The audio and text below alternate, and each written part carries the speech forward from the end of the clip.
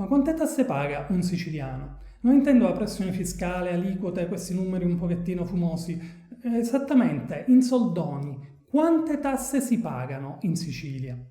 Vediamolo con un caso concreto, numeri alla mano. Facciamo un esempio facile che anche un bambino o uno dei nostri governanti potrebbe capire. Vabbè, non ce l'archiamo. Anche un bambino potrebbe capire. Immagina di avere una bella idea imprenditoriale, aprire un'attività e guadagnare alla fine dell'anno 75.000 euro tondi tondi. Cosa fai alla fine dell'anno? Te ne vai in concessionario. E dopo che guadagni tutti questi soldi, un capriccio te lo puoi pure levare.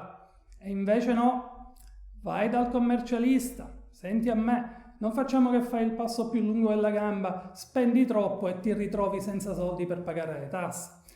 Anche perché devi sapere che nel momento in cui apri la partita IVA, in una grande stanza dell'INPS comincia a lampeggiare una lucetta a forma di pollo. Sei tu. Perché? Perché l'INPS, appena apri la partita IVA, subito vuole pagarti i contributi, sia che tu stia guadagnando, sia che non stia guadagnando assolutamente nulla. Quindi immaginati lì alle prese con l'avvio dell'attività, fornitori da pagare, clienti da contattare, eccetera. Cosa ti arriva?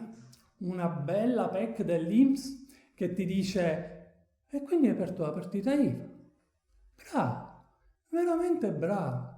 Ora mi devi dare 960 euro ogni 3 mesi, il che significa 3.850 euro in un anno. Quindi dai 75.000 euro da cui sei partito, già sei sceso a 71.150.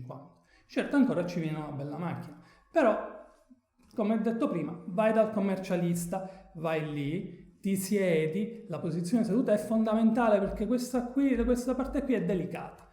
E lui ti dice quello che devi pagare, e infatti dovrai pagare 23.841 euro di IRPEF, 2.419 euro di IRAP e 1.444 euro di addizionali comunali e regionali. E già siamo scesi a 43.446. Certo, le tasse bisogna pagare. C'è stato uno che diceva che le tasse sono bellissime, servono per costruire ospedali, asili nido. Al nord però, qui in Sicilia, soldi non ce n'è mai.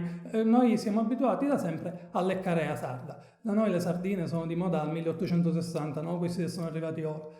Comunque, il problema non è solo questo. Pensavi che l'INPS si accontentasse dei 3.850 euro iniziali?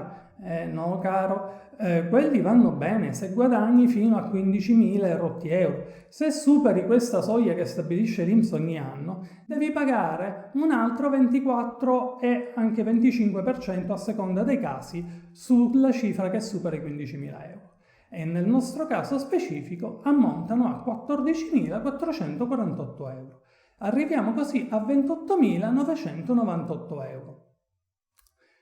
Quindi tu magari eri partito, guardavi i SUV, adesso cominci a guardare le utilitarie. Tutto sommato pure la Panda, diciamo, è discreta, almeno è nuova. Però non è ancora finita. In Italia le tasse si pagano in anticipo.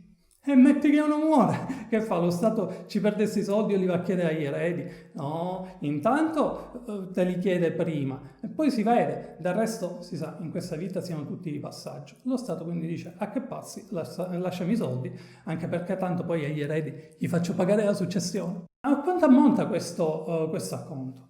Non so, magari pensi sarà un 10%, un 20%, insomma, sei lì nel dubbio che ti viene anche quando sei in un negozio, lasci un acconto e non puoi fare né la figura del taccagno né la figura del fesso.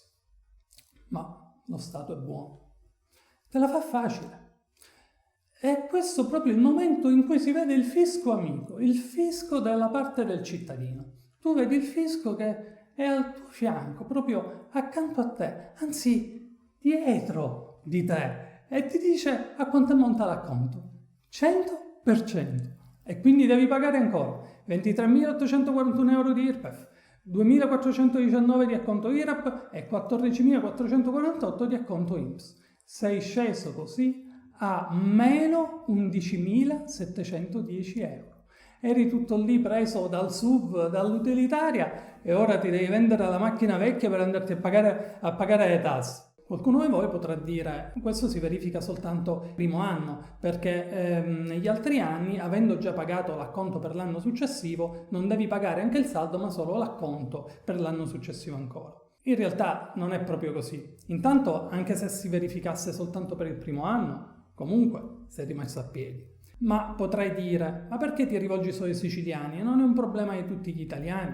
Non proprio. Perché per i siciliani è molto peggio, perché i siciliani vivono in una regione a statuto speciale che non è mai stato attuato. Lo statuto speciale prevede che la regione siciliana abbia delle competenze sue, che in effetti ha, e anche un sistema tributario proprio. Ma la parte relativa al sistema tributario non è mai stata attuata, quindi la regione siciliana fa un sacco di cose senza avere le risorse per poterle effettuare. In sostanza a noi di IRPEF, IRAP addizionali non ce ne dovrebbe importare proprio nulla. Noi non dovremmo essere soggetti a questa cosa, dovremmo avere addirittura un'agenzia delle entrate separate, così come abbiamo un ente di riscossione Sicilia che è separata rispetto a Equitalia, quella che era Equitalia ora si chiama Agenzia delle Entrate e Riscossione. C'è qualcosa che possiamo fare? Assolutamente sì. Dobbiamo chiedere l'applicazione dello statuto. Intanto dobbiamo fare conoscere a tutti i siciliani quello che succede, cioè che non è mai stato realmente applicato lo statuto siciliano,